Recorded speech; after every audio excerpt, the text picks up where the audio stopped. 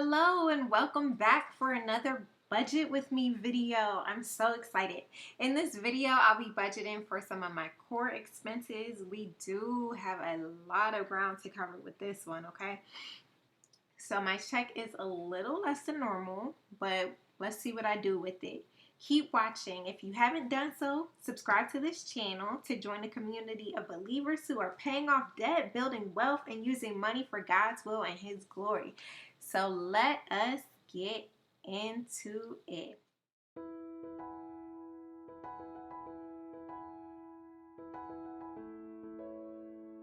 So today is June 9th, 2023. And my gross income for this check is $3,860. From that, taxes of $1,001 were taken out. And I know I'm late budgeting because life, okay? Life was lifing. So here we are, the day of doing the budget.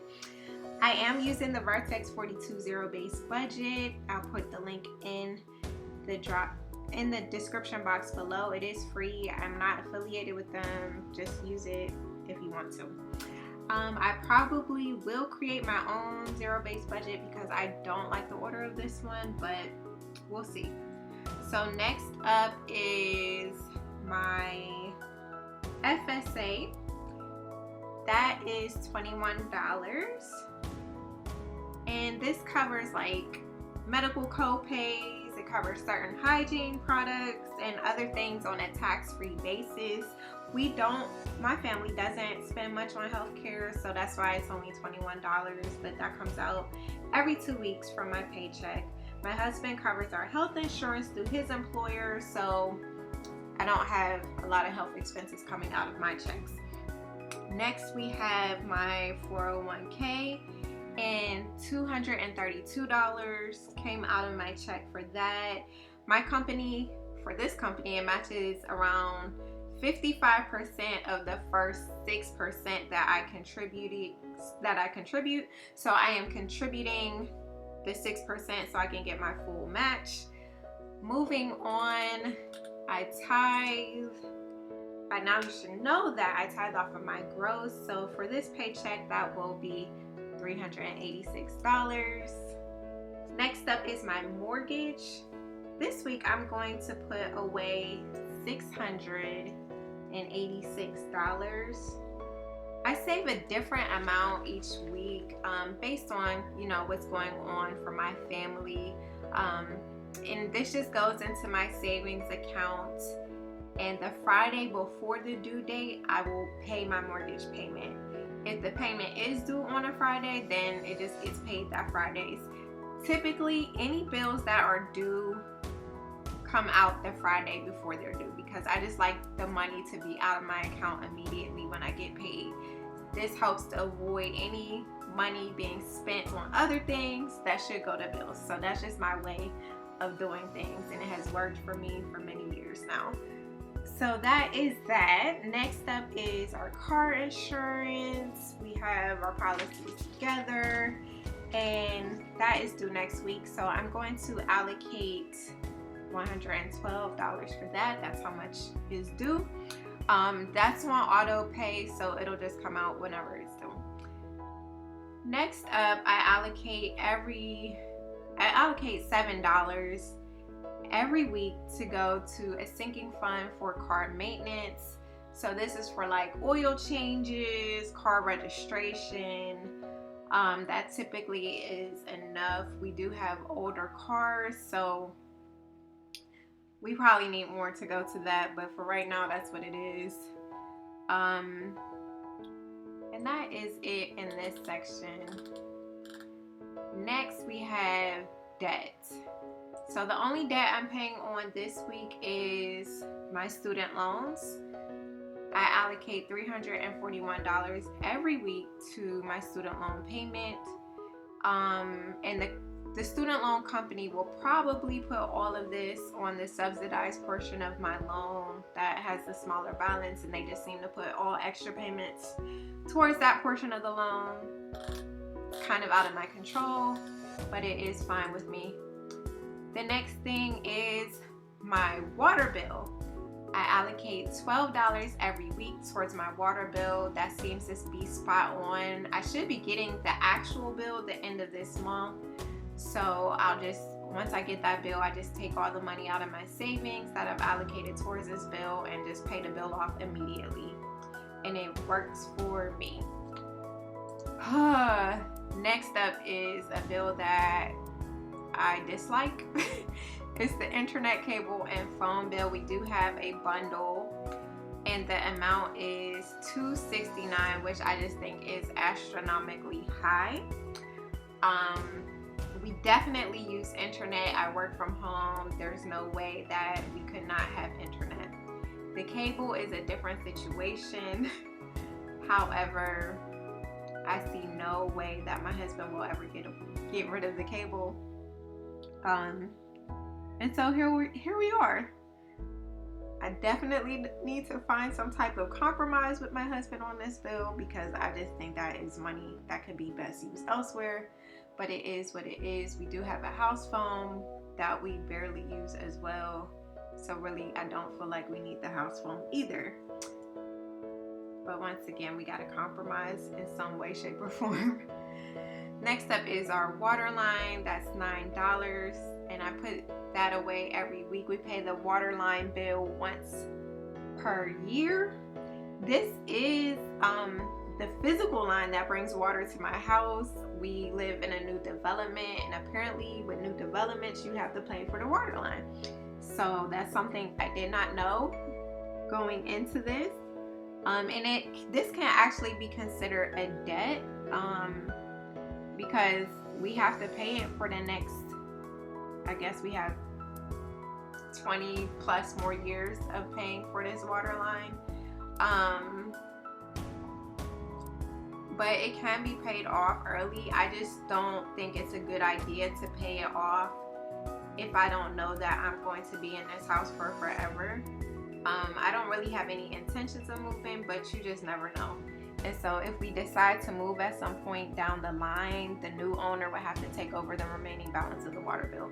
I just have no intentions of paying this off early for any reason. And I just look at this as a utility bill.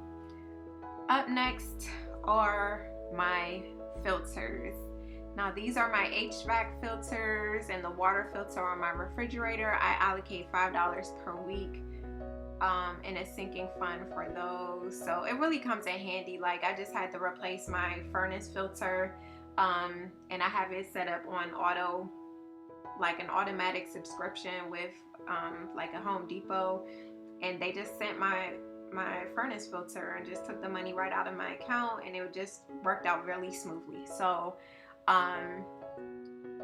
that works really well for me.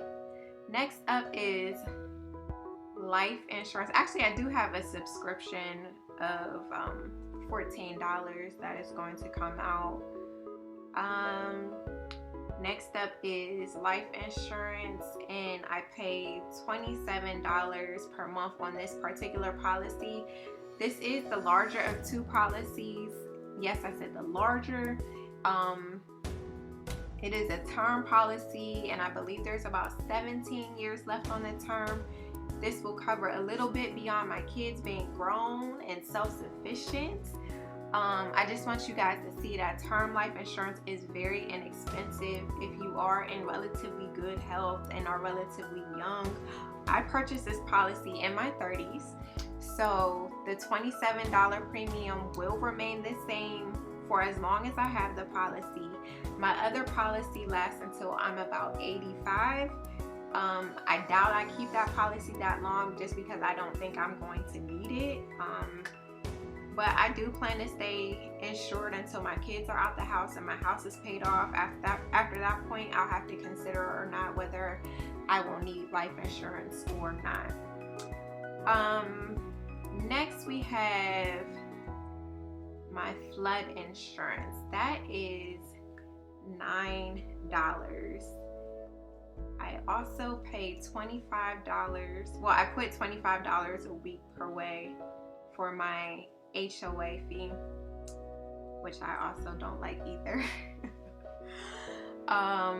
Next is groceries. We allocate $150 per week towards groceries and $25 per week for eating out.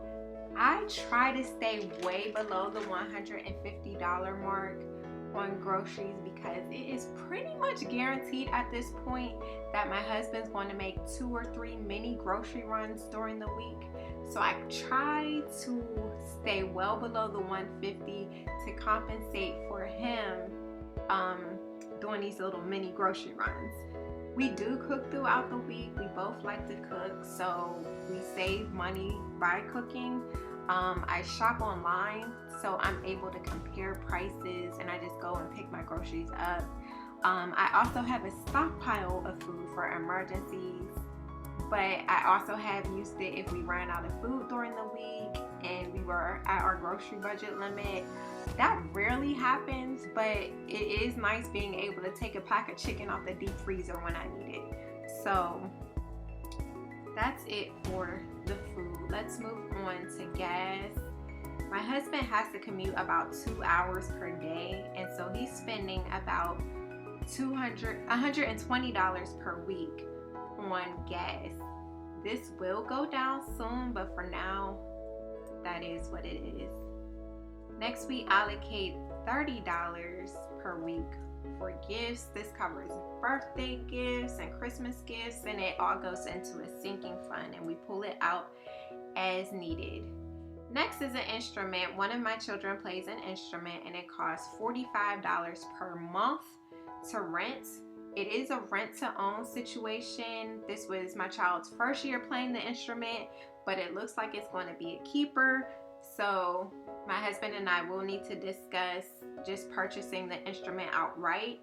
I'm assuming we would, at this point, the instrument would cost about $500, but I would need to confirm that with the music store.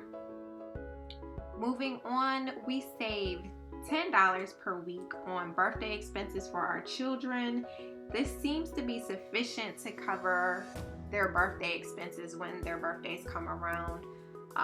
We typically stay on budget for that.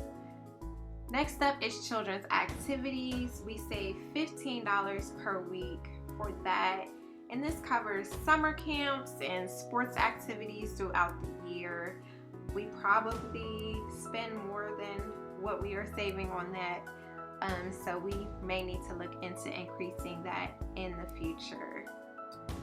So next up for this check is our emergency fund. I typically save $15 per week from our standard paychecks and put a large lump sum from my other paycheck.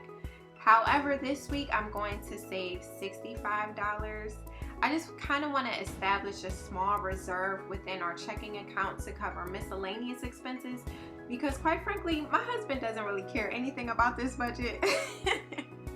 He's not like anti, so I don't want to make that, make it seem like he's just anti, but he also doesn't see a problem with making like a $10 purchase here and a $10 purchase there, and not considering that these small purchases do add up. So if we have a small cushion within our checking account for these little small purchases, it will help to reduce my stress level. So that is why I'm putting that there. Last is my vacations. I do have a vacation coming up for my birthday. Now, let me be clear, I am not one of those people that like go on vacation every birthday or anything like that. I'm far from that, but this is a milestone birthday, and so I just wanted to do something special for this birthday, and I kind of have a once in a lifetime opportunity with this trip.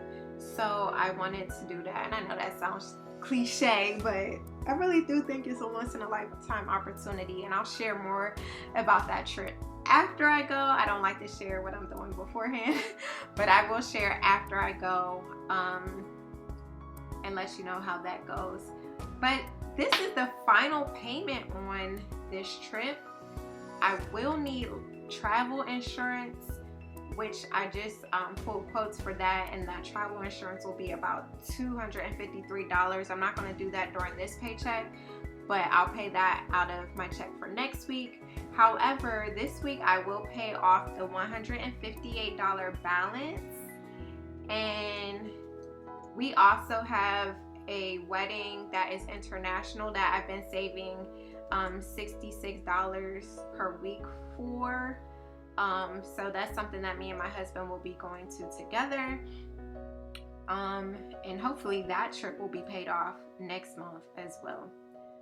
So that total between the two trips is $224. That leaves $20 remaining. So with that remaining $20, I'm going to go ahead and put that on my student loans, because yes, we're getting out of debt. Definitely.